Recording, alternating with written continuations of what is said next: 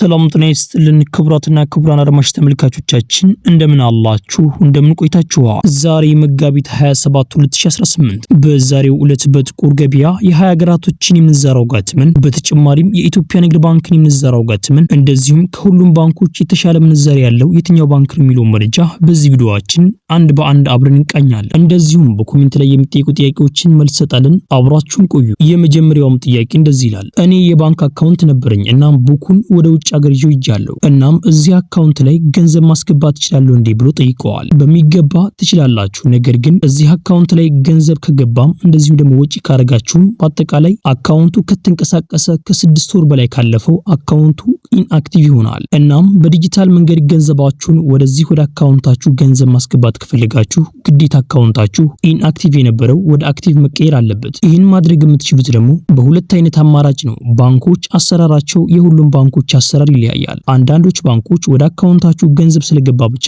ከኢንአክቲቭ ወደ አክቲቭ ይቀየራል። አንዳንዶች ደግሞ የፋይዳ መታወቂያችሁን ይዛችሁ እዚሁ መገኘት አለባችሁ የሚሏችሁ ይኖራሉ። እንደዚህ ካሏችሁ ወደ ኤምባሲ በመሄድ እናንተ የባንክ አካውንታችሁን ለቤተሰባችሁ ውክልና ትሰጣላችሁ። ቤተሰባችሁ ደግሞ ይህንን ኢንአክቲቭ የነበረውን አካውንት ወደ አክቲቭ ማስቀየር ይችላሉ እዛው የከፈቱበት ባንክ በመሄድ። እናም ቤተሰቦች በዚህ መንገድ ወደ አካውንታችሁ ገንዘብ መላክ ትችላላችሁ። መጀመሪያ ወደ አካውንታችሁ በዲጂታል መንገድ ገንዘባችሁ መላክ ካሰባችሁ ማለትም በስልካችሁ ማለት ነው መጀመሪያ አክቲቭ መሆን አለበት። ነገር ግን እዛው ባንክ ቤት ደግሞ ኢንአክቲቭም ሆኖ ገንዘብ ማስገባት እንደምትችሉ በዚሁ ማወቅ አለባችሁ። ቤተሰቦች ወደ ቀጣኛው ጥያቄ አለፍን። የኢትዮጵያ ንግድ ባንክ ጉርሻ አለው እንዴ ብሎ ጠይቀዋል። በሚገባ አለው። የኢትዮጵያ ንግድ ባንክን ጉርሻ ለማግኘት ግን ግዴታ በኤጀንሲዎች መላክ አለባችሁ። እንደዚሁም እንደነ ፋስትፔና እንደነ ካሽኩ እንደነ ዌስተርን ዩኒየን የመሳሰሉትን ግዴታ መጠቀም ይኖርባችኋል ጉርሻውን ለማግኘት ማለት ነው። እዚህ ጋር ደግሞ ማወቅ ያለባችሁ ሁሉም ባንኮች ጋር ገንዘባችሁ በሚልኩበት ሰዓት ጉርሻቸውን ማግኘት የምትፈልጉ ከሆነ ማድረግ ያለባችሁን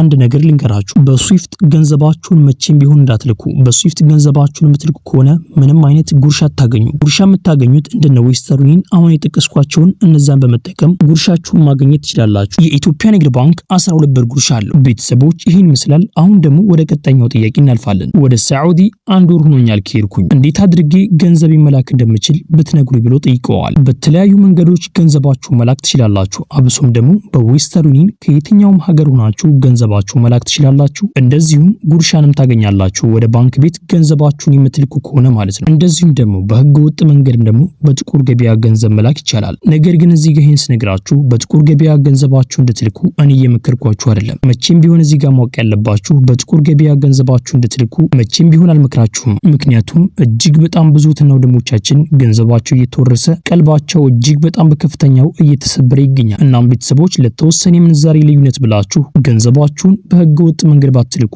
የተሻለ ይመስለኛል። እናንተ ደግሞ ለእናንተ የሚጠቅማችሁን መምረጥ ትችላላችሁ። ቤተሰቦች ይሄ ቪዲዮ ሌላ ኢትዮጵያ ወገኖቻችን ይጠቅማል ብላችሁ ካሰባችሁ ይሄን ቪዲዮ ሼር አድርጉላችሁ። እንደዚህም ደግሞ ቪዲዮ ላይክ ማድረግ ሌላ ኢትዮጵያ ወገኖቻችን ጋር ተደራሽቱ ማድረግ ትችላላችሁ። ቻናላችን ሰብስክራይብ ማድረግ ቀጣይ የምለቃችሁ ቪዲዮዎች በፍጥነት እንድርሳችሁ ማድረግ ትችላላችሁ። ያላችሁ ደግሞ አስተያየት በኮሜንት ላይ ጻፉልኝ። ጥያቄም ካላችሁ በኮሜንት ላይ አሳውቁኝ። የምናውቁ ከሆነ እንመስላችኋለን። ቤተሰቦች ቪዲዮ ላይክ ያርጋችሁ እስከ ቪዲዮ መጨረሻ አብራችሁን ቆዩ። በቅድሚያም የምናገኘው አንድ የአሜሪካን ዶላር በአሁኑ ሰዓት ላይ በጥቁር ገበያ ሐዋላ ምንዛሬም እየተመነዘረበት ያለው ዋጋም 190 ብር ከ55 ሳንቲም እየተመነዘረ ሲሆን 100 የአሜሪካን ዶላሮች ደግሞ 19055 ብር በኢትዮጵያ በጥቁር ገበያ ሐዋላ ምንዛሬም በዛሬው ዕለት ሲመነዘር ይውላል። በቀጣይ የምናገኘው አንድ ዩሮ በአሁኑ ሰዓት ላይ በጥቁር ገበያ ሐዋላ ምንዛሬም እየተመነዘረበት ያለው ዋጋም 219 ብር ከ11 ሳንቲም እየተመነዘረ ሲሆን 100 ዩሮዎች ደግሞ 21911 ብር በኢትዮጵያ በጥቁር ገበያ ሐዋላ ምንዛሬም በዛሬው ዕለት ሲመነዘር ይውላል። በቀጣይ የምናገኘው አንድ የስዊስ ፍራንክ በአሁኑ ሰዓት ላይ በጥቁር ገበያ ሐዋላ ምንዛሬም እየተመነዘረበት ያለው ዋጋም 236 ብር ከ80 ሳንቲም እየተመነዘረ ሲሆን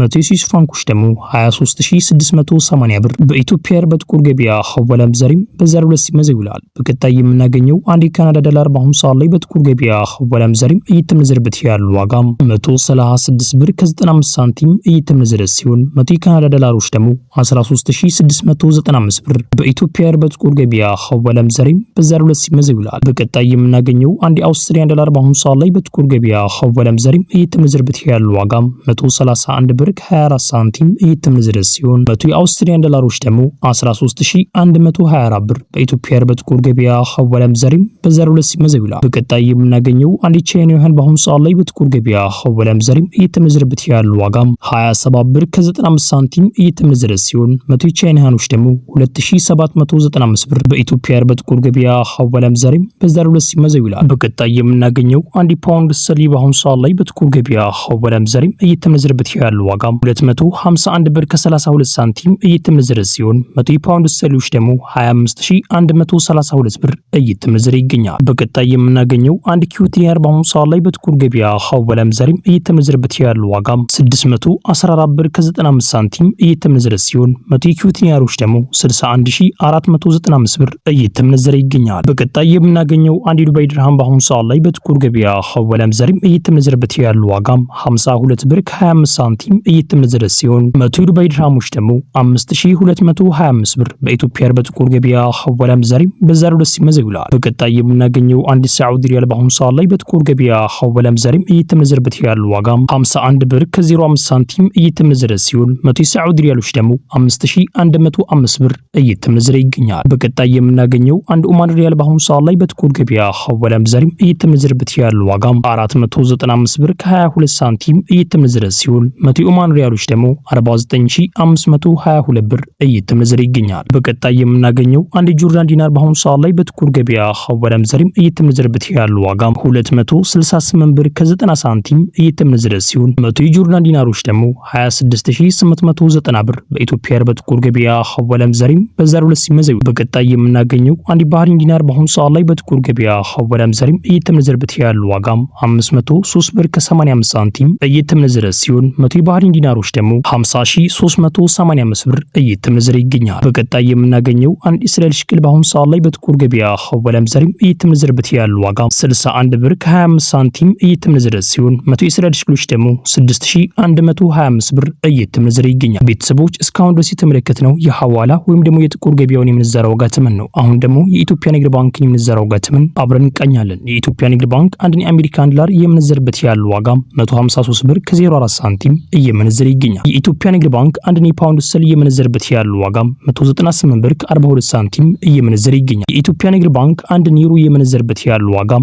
176 ብር ከ43 ሳንቲም እየመነዘረ ይገኛል። የኢትዮጵያ ንግድ ባንክ አንድ ኪዩት ዲናር የምንዘርበት ያለው ዋጋም 489 ብር ከ59 ሳንቲም እየመነዘረ ይገኛል። የኢትዮጵያ ንግድ ባንክ አንድ የስዊስ ፍራንክ የምንዘርበት ያለው ዋጋም 187 ብር ከ90 ሳንቲም እየመነዘረ ይገኛል። የኢትዮጵያ ንግድ ባንክ አንድ ቻይና ዩዋን የምንዘርበት ያለው ዋጋም 21 ብር ከ82 ሳንቲም እየመነዘረ ይገኛል። የኢትዮጵያ ንግድ ባንክ አንድ የዱባይ ድርሃም የምንዘርበት ያለው ዋጋም 41 ብር ከ68 ሳንቲም እየመነዘረ ይገኛል። የኢትዮጵያ ንግድ ባንክ አንድ የሳዑዲ ሪያል የምንዘርበት ያለው ዋጋም 40 ብር ከ76 ሳንቲም እየመነዘረ ይገኛል። በዚህ ሰዓት በከፍተኛ ዋጋ እየመነዘረ የሚገኘው የአባይ ባንክ ነው። የአባይ ባንክ የእነዚህን ሁለት ሀገራት የምንዛሬ ዋጋ ተመን በጣም በከፍተኛ እየመነዘረ ይገኛል። አሜሪካን ዶላርን በ154 ብር ከ29 ሳንቲም እየገዛ ይገኛል። የፓውንድ ስተርሊንግ 209 ብር ከ46 ሳንቲም እየመነዘረ ይገኛል። የአዋሽ ባንክ ደግሞ የእነዚህን ሁለት ሀገራት በጣም በከፍተኛ ምንዛሬ እየመነዘረ ይገኛል። የሳዑዲ ሪያልን በ43 ብር ከ11 ሳንቲም እየመነዘረ ሲሆን የዱባይ ድርሃምን ደግሞ 44 ብር ከ05 ሳንቲም እየመነዘረ ይገኛል። ቤተሰቦች የዛሬው ምንዛሬ መረጃ